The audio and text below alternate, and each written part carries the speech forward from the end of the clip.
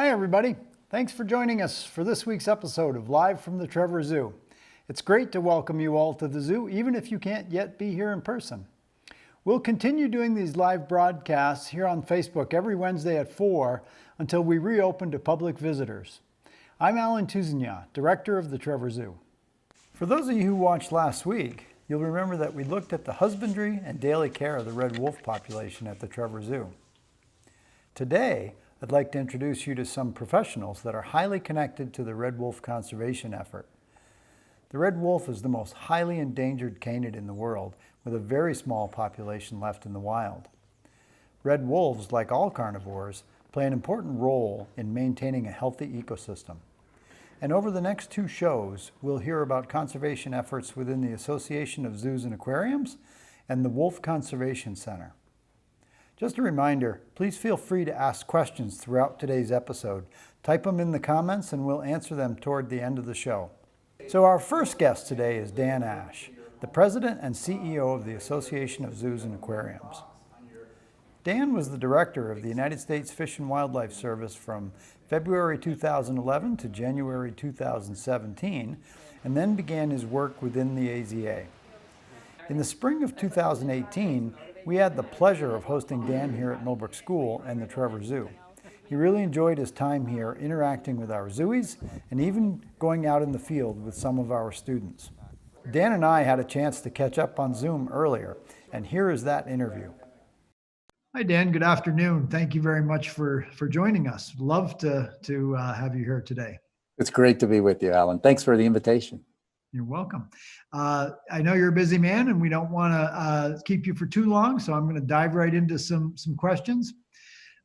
Dan, you have had a phenomenal long career at both the U.S. Fish and Wildlife Service and now at AZA. Could you sort of tell us a little bit about the perspective of each and how they, where they share vision and have similarities and maybe where there's some differences? Yeah, thanks, Alan. And yeah, my career, spanning nearly 40 years now, and I've had the privilege throughout that career to work on wolf recovery, both gray wolf and Mexican wolf and red wolf, and been an amazing journey. Really, one of the great success stories in conservation, and the zoo community has really played a pivotal role in that. And I would say that my observation about Fish and Wildlife Service and the zoo community and aquarium community is that the cultures are amazingly similar. They're both very professional, at their cultural root, very professional. They're small. Everybody knows everybody, so it has this kind of very tight knit community feel to it. Of course, they love animals and are concerned with the conservation of animals in nature, and so very culturally very similar. And I think the work that they do on a program like Red Wolf really brings that to the fore. Just dedicated to mission, right, to getting a job done, and because it's important to them. And so it's a wonderful place to be, and I think that the role for AZA accredited zoos to play in the Red Wolf recovery program going forward is tremendous, and it's instrumental, really, that we be engaged and that we play a role. Well, certainly in conversations earlier today and with a few other Red Wolf experts, collaboration is going to be the name of the game moving forward, even more than it has been in the past. So it's great to hear that everybody's got a shared sort of mission and vision. So sort of on those lines, AZA has launched this significant conservation program called SAFE. Right. And I hope you could give us a little bit of background on SAFE and sort of tell us a little bit about the program itself, but then also a little bit how it pertains to red wolves. Sure. So SAFE, or Saving Animals from Extinction, is AZA's signature conservation program. And what we're trying to do with SAFE is get more of our members engaged in conservation and more of our members doing more work on conservation. So really kind of upping the game, both in terms of the number of members that are engaged in meaningful conservation, the number of members that are collaborating with one another, and the number of members that are collaborating with external partners. So essentially stepping up the game, because scale is what is going to be increasingly important to the success of conservation in the future. And so what AZA Safe does, hopefully, is going to be bringing our members together, encouraging them and inspiring them to do more for conservation, to do more together, so we're doing more work at bigger scale. And Red Wolf is an example of that. If we're going to be successful with Red Wolf, of course, we have to have that kind of genetically and physically healthy population. And that's going to be the pivotal role that AZA and AZA member zoos play to bring that conservation breeding population up past the 300 mark, hopefully to the 330 mark that the recovery plan calls for. So that's going to be the principal role that our members play. And that's the principal objective really of our SAFE program. But also helping build public support for it. You mentioned before, communication and collaboration. So really telling the story of the red wolf and inspiring people to join us in conserving the red wolf. So that public education, awareness, activation part of the work that really only AZA accredited zoos and aquariums really can do, because they have the audience. And then also getting involved in the kind of homing issue, because for red wolf, the real thing that the red wolf needs is a home. Right now, the only wild population we have is a small population in eastern North Carolina, and that's not going to get it done. And so what I'm excited about is seeing the AZA members like Little Rock Zoo playing a role to kind of reach out and work with the state to try to break down those traditional barriers and really maybe create the opportunity that we could have red wolf populations in a state like Arizona or Missouri or Louisiana. And so looking for those next homes for the red wolf, because ultimately, if we're going to succeed, we've got to find a place in the landscape for them. Yeah, that's pretty exciting. The prospect that we could get this wolf back to some of its previous historic range would really be great. As an aside, today we're actually doing fire alarm testing on campus, and during a previous interview, the fire alarm test went off, and then our red wolves responded to it and howled back to the fire alarm. And what that really, during the interview, made me think about is particularly wolves, but a lot of predators, they inspire in all of us sort of a sense of awe and maybe a little sense of fear at the same time. And that creates a connection that a lot of species can't do. But we also are battling the challenge of miscommunication in a lot of ways. And the work that AZA does, the work that we individual zoos do, I think it's going to be critical in terms of trying to correct some of those misconceptions and describe what wolves do. And I think go back to AZA Safe, is that as we think about, our member population, okay, not every one of our members can be, a San Diego Zoo or a Bronx Zoo, Wildlife Conservation Society. And I think the fact that what you're doing at Trevor Zoo is exactly, so we have big members, we have small members, all engaged, all doing their part. And the work that you're doing here is an important part of that kind of myth busting, right? That, wolves have a disability, a mythological disability, right? That we've generation upon generation has told stories about wolves that has built a perception that's simply wrong. And so we have to correct that. And so the work that you're doing as part of the AZA Safe program, I think is instrumental, and it's demonstrative of what AZA and AZA member institutions can do to support recovery of red wolf and all wolves. And another thing, thinking about the future too, is some of these innovative techniques that are really going to help jumpstart conservation. And it's key with populations like the red wolf that had small founder populations, because the genetics are often difficult and challenging. And like the cross fostering program that's been instituted with Mexican wolves, I could see that playing a big role with red wolf too, where you're taking captive born pups, and in that period of maybe 2 weeks, you're timing it so that you can take a captive born pup and you can substitute it in a wild den. Take out a wild born pup, put in a captive born pup. So you're managing the genetics in both the wild and the captive population. And that's an innovation that's come from the zoo community. And so I think those are the kind of things that are going to be critical as we go forward with red wolf.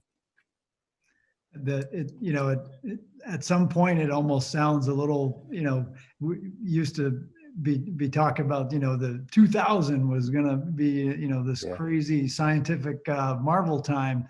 Yeah. And yet we continue to find new and innovative techniques that I think are going to be necessary and B, continue to expand the horizons with which, the tools that we have to work with these species. And, from my perspective, the red wolf is near and dear to my heart because as I got into the zoo world, the red wolf program was really just getting his feet off the ground. And it's now a long-standing program. I'm thrilled that it's become a safe species, and we hope to have some continued great success with it.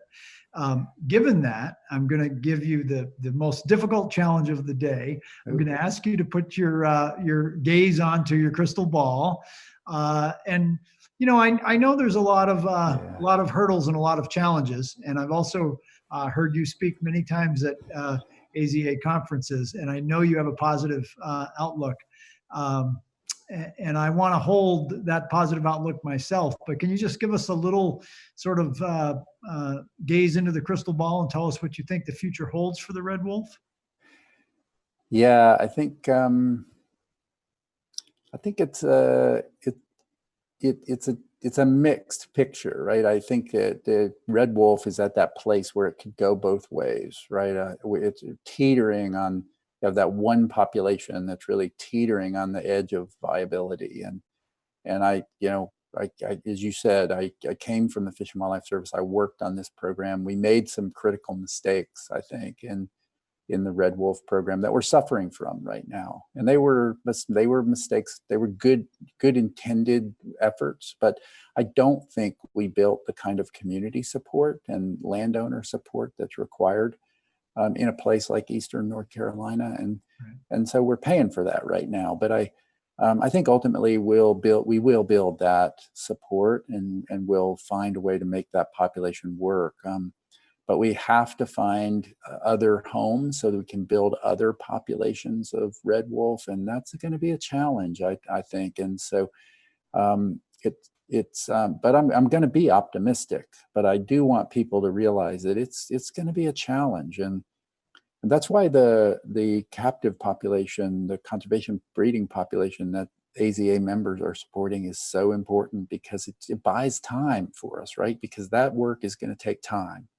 We're going to have to build relationship, build confidence and trust in, states like Arkansas or Missouri or Louisiana or Texas, and places where the politics are not so ideal. And so that conservation breeding population that AZA is managing is critical, because it represents the potential to put wolves back in the wild, but it gives us the time that's going to take to build those relationships and to make a conservation program work. So I'm optimistic, because I think what AZA is doing is giving us that precious commodity time. Well, I don't want to underplay your role in that. It has been such a blessing to have you join our ranks, and I know I've seen the briefings you've done on the floor of the Senate, and I know the work that you do. So you bring a passion and a knowledge base to our lawmakers that Well, I'm thank you. not sure a lot of people have been able to do. So thank you very much for your hard work in this.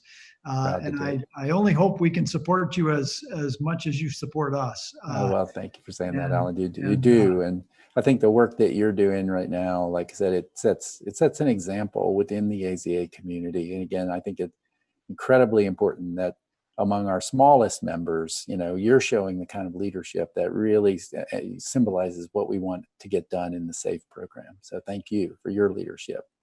Well, thank you. You're welcome. Yeah. And with that, I think I better get to work. I should All right, yeah. I should go and try and find some good nature spots that could be homes here in New York. We have a lot of parkland here in New York. Yeah, exactly. Yeah. All right. Let's all get to work. All right. Exactly. Thanks, Alan. Well, thank you very much, Dan. It's been a pleasure speaking with you. All right. Give my best to Lynn. I will. Thank you. Thanks. Bye-bye. Okay. Our next guest is Maggie Howell. Maggie is the executive director at the Wolf Conservation Center in North Salem, New York. Maggie has worked at the Conservation Center since 2005 and has had a long career in wildlife conservation. Like me, Maggie has a degree in biology from Vassar College. Go Brewers! Maggie and I had a chance to talk earlier, so let's take a look at that conversation. Good morning, Maggie. Thank you for joining us and for your time with us today. Oh, thanks so much, Alan. My pleasure.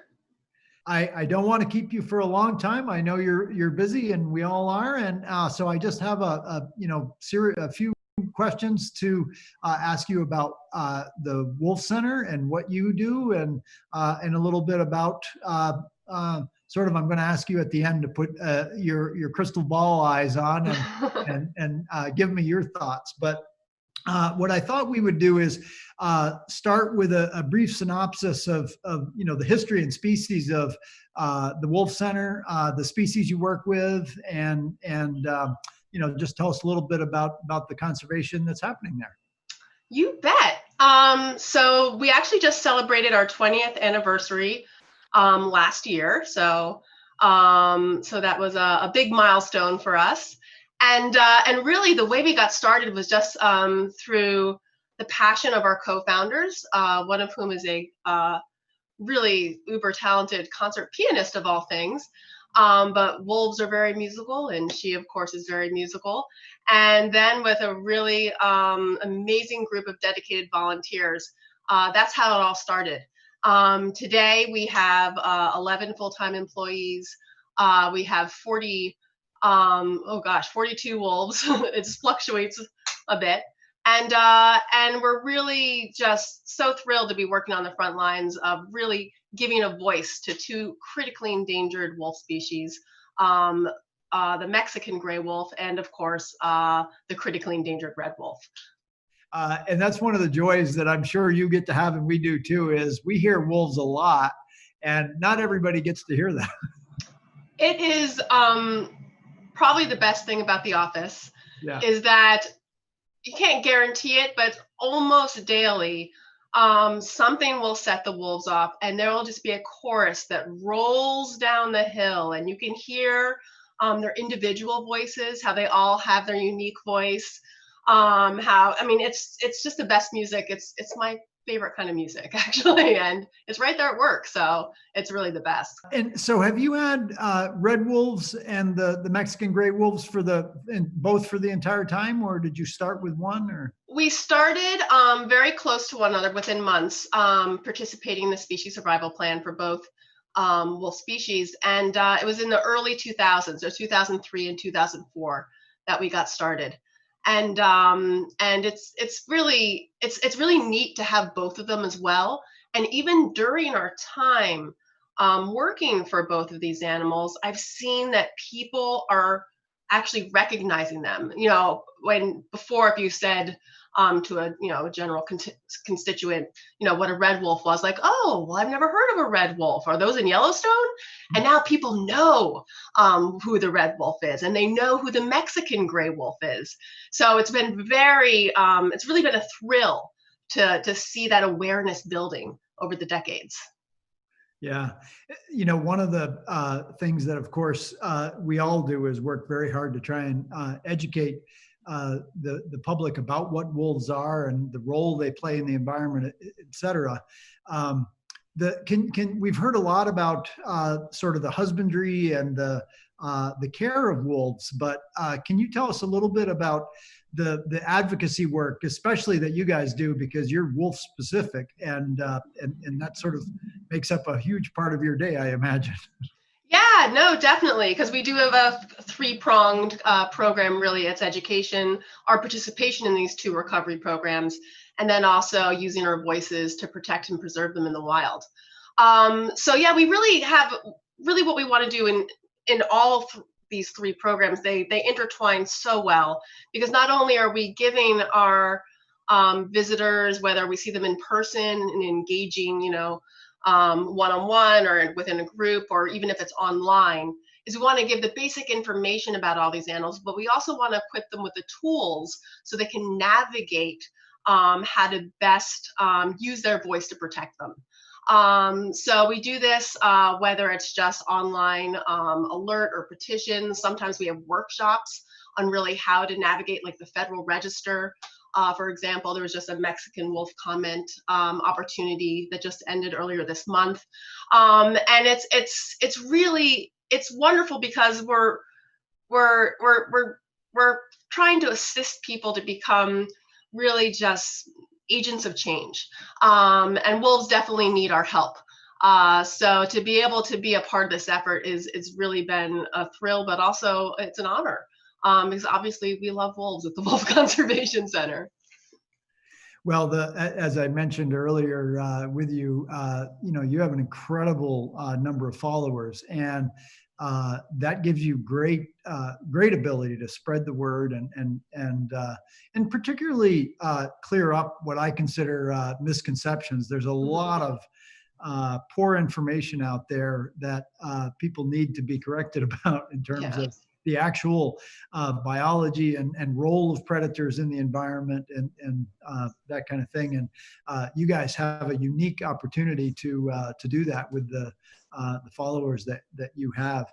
And it's so important that people understand how to interact with our government, because it's not always easy. And they do actually listen to us if we speak to them.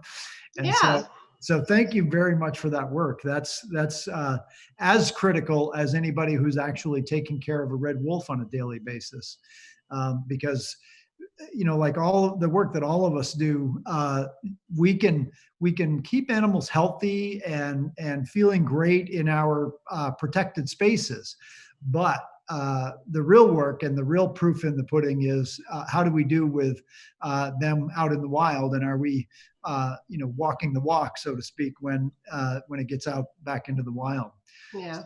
So that's actually leads me to probably my easiest and most difficult and sort of final question for you. I'm going to put you on the spot and say, look into your crystal ball and tell me, and actually you could do a little crystal ball gazing about both species, the Mexican red wolf, or Mexican red wolf, the Mexican gray wolf, and the red wolf. And just tell me what you see for their future and how we're doing. Ooh, crystal ball. Well, they're both kind of going in different. Both the Mexican wolf and red wolf share a lot of the same challenges. One of them being genetics. And genetic health, because they came from such small founding populations. 14 for the red wolf were rescued from extinction, and just 7 wolves for the Mexican gray wolf. But right now, their population trajectories are kind of going in different directions, which is good news for the Mexican gray wolf. Latest count had them at 163 in the U.S., which is the highest it's been since their reintroduction in 1998. And the red wolf right now just has a known wild population of 10, which of course is not promising. And while for a while the red wolf was actually, first of all, kind of the pilot program, the model of what a canid reintroduction should be after being declared extinct in the wild. And so it's discouraging to see these numbers. However, there have been some really positive steps from U.S. Fish and Wildlife just in this past year by translocating wolves from the propagation island in St. Vincent's Wildlife Refuge 2, North Carolina recovery area. And we really hope that sort of action and commitment is reflected moving forward. Because that's really what it requires. It requires commitment from our community, of course, the SSP community, and I believe it's growing, which is fabulous. It's what we need to do, is to give more enclosure space, get more voices involved, more people learning about these fascinating creatures. But we also want to make sure we have commitment from the state agencies and the federal agencies in order for this to work. So if everyone can just match the commitment that I think I see here in the SSP program, I think it would be a really good way to go, a good way to build on those numbers, build on that population in North Carolina, and hopefully some other reintroduction sites as well. So I'm just going to be really optimistic and say that people are going to restore that commitment, realize how important these animals are. Really a symbol of wildlife here in North America, exciting. They're wolves, and try to get them back to their rightful places in the wild, in our hearts, and in our culture too. Wow, that's inspiring. And I agree. I'm sticking with optimism at this point. Even as we face all of the challenges that we face in these programs and setbacks and everything else, but certainly I'm sure the people that you see, the visitors and the visitors that we see, their hearts and passion are they gravitate toward wolves, but really predators of all types. I said this earlier, that it sort of instills a sense of awe and sometimes even a little bit of fear that we respect. And I hope that helps to carry the day for us. But I know that it won't happen without the work that you guys do, and the collaboration of lots of different organizations, all of us, AZA Zoos, the AZA organization itself, and then certainly, as you say, the agencies that are involved in these various states to help make the programs actually work under the legal framework and structure. So I want to thank you for your time, and thank you. Wish you the absolute best as you continue to do your work with these species, and we'll do the same here. And I hope to actually get down to the Wolf Center sometime very soon. In setting this up, I realized that it's been quite a while since I've been there, so I need to get back down there. Oh, our doors are open for you whenever. It's wonderful. Well, I'm looking forward to it, and I hope it's sooner than later. Me too. Thanks so much, Alan. Well, you're welcome, and thank you very much for joining us. It's been a great conversation, and keep up the great work. You too. Thank you. Wow, those were two great resources. And it comes down to, in the end, like all conservation issues, we always have to ask, why do we care? Why do we want to save this species? Most importantly, from my scientific perspective, is that red wolf, like all large predators, really can play a very important role in balancing habitats and balancing ecosystems, keeping the number of prey items in check, keeping the ecosystem as a whole healthy. And that's a role that has been missing now for many, many years, as we've sort of eradicated large predators on the landscape. But I want to also give you a personal perspective here, and I think it's one that will resonate with you. And it gets to more of a visceral sort of feeling, maybe even spiritual. I don't know if you've ever heard a wolf howl, especially if you've heard one howl in the evening, but it's an awesome experience. Sometimes it might even be a little spine tingling. Experiences like this connect us to nature in ways that are hard for us to understand sometimes, even really why it's happening, but they're really moving. So let's take a listen to some of our wolf howls here and see if it has the same effect on you.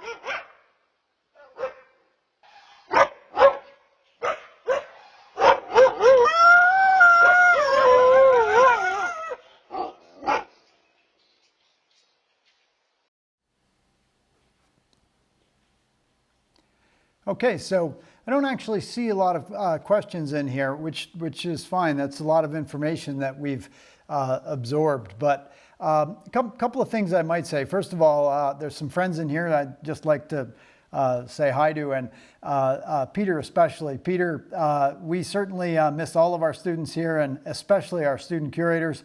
And I'm sure the wolves are missing you as well. So we'll certainly say hi to the wolves, but we're looking very much forward to the fall when our students can return and continue with our program. And since we don't have any questions and we have a few seconds, let me just say, because we've had a lot of questions over social media and on the phone about when we're opening. At the moment, zoos are part of Phase 4 in the state of New York, which means that we're not open yet. If all goes well and we can meet all the state requirements and we get approval, it looks like July 7th is still the target date for Phase 4. And at that point, we will start a reopening process, which will involve different stages of bringing visitors back. And like all facilities, that'll begin with a pretty limited capacity. And as time goes by, we'll increase that capacity to get back to what will be a more normal number of visitors. I just want to prepare everyone that when you do come, we'll have some guidelines in place that we'll have to follow so that we can protect our staff, our visitors, and our animal collection. And it'll be important for us all to follow those rules. But we're very much looking forward to that day. We hope that the July 7th date works, and we'll see. Stay tuned to our social media sites, Facebook, Instagram, and Twitter. That's where you'll get the most up-to-date information on that reopening date and any updates that we have at the point. So, say what? We have a question. Oh, we have a question. And I don't have it pulled up here. It says, why was North Carolina chosen as a spot to reintroduce Freaky Bear? Okay, so there's a question from Brett about why North Carolina was chosen as one of the sites for reintroduction. And actually, early on, there were two sites. One was there in North Carolina, and one was in a place called Land Between the Lakes over in the northern part of Tennessee. And both were chosen for their remoteness and for the ability of actually the wolves to be essentially a strong enough presence to keep coyotes out. One of the challenges that the red wolf population faces is influx of coyotes, which can end up in hybridizing events where the coyotes will breed with the red wolves. And that obviously is not desirable. And one of the wonderful parts of the North Carolina site is that it's essentially a dead end. The wolves back up against water, and that's a natural barrier for the coyotes. So they only had to sort of protect one side of their habitat, their territory. And that made it a little bit easier. That has been a great site. It has been a site that has had a lot of challenge, both politically and in terms of wolves being hit by cars, which is a danger for all wildlife really at this point. But those have been sort of two of the bigger challenges for that population. I can tell you that part of the SAFE program, as you heard Dan Ashe speak about, is to begin to look for new possible sites to reintroduce wolves. Historically, the red wolf ranged all up and down the East Coast, and so there's lots of habitat that would be potentially really good habitat for the wolves, and I might argue would potentially bring those habitats back into a little more alignment with the way they should be. And you know, we'll see what happens as the future for the red wolf unfolds. But that's the long answer to why North Carolina was a good site. The site in Tennessee eventually got closed down because they couldn't sustain the populations there due to death from natural causes as well as being hit by vehicles. They were just in a spot where there was more highway traffic and wolves were being killed on the road. So thanks for that question. That's a good elucidation. So. Is there human community buy-in when you decide on locations? So the question is there human community buy-in when you're looking at these locations?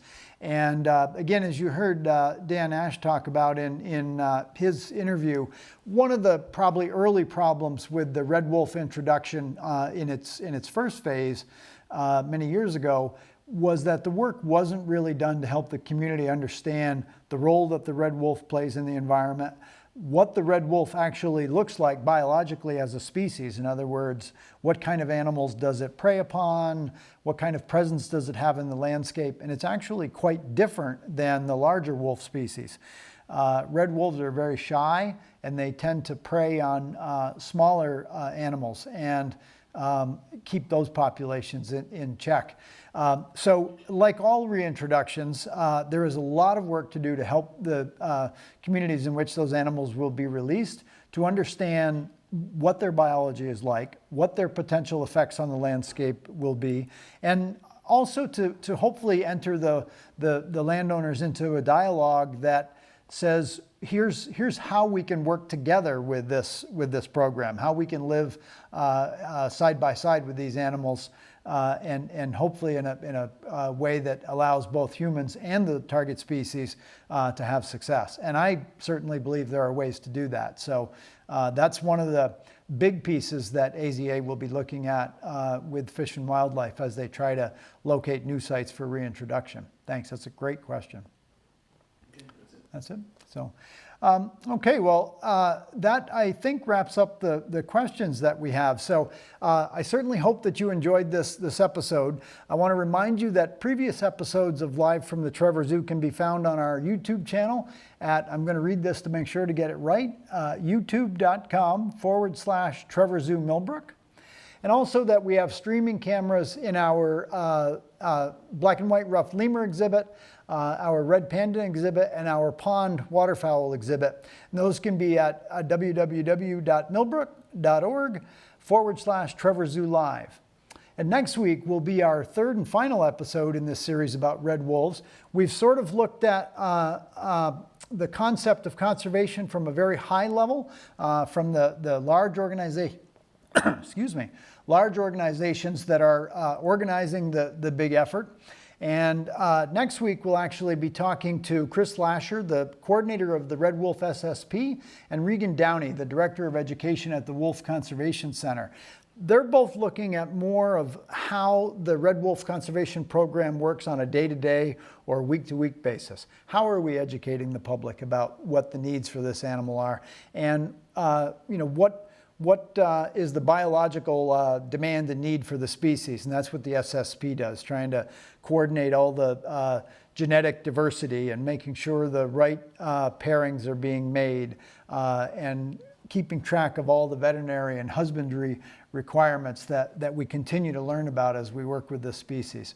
So we'll hear a little bit more in detail about that next week. I look forward to seeing you on next Wednesday at 4 to see that. And also, we're going to show you our brand new wolf facility, which is under construction, that will allow us to house another pair of wolves, hopefully a breeding pair of wolves that will be in there by the winter. This is part of a large program to help grow the red wolf population back to its sustainable number. And we're very anxious to get started on the actual husbandry part of that work. At the moment, we're doing the construction of the facility, and we're very excited to show you that next week. So, with that, I want to thank you for spending some time with us this Wednesday. And for all the weeks that you guys have been watching, hopefully if you didn't get a chance to watch today, you can go to YouTube and see our live shows there that are all cataloged there. And we look forward to seeing you when the zoo opens, hopefully on July 7th or thereabouts, here at the zoo in person. That will be the highlight of our year so far, I can tell you that for sure. So I want to thank you for watching. Be well, take care, goodbye now.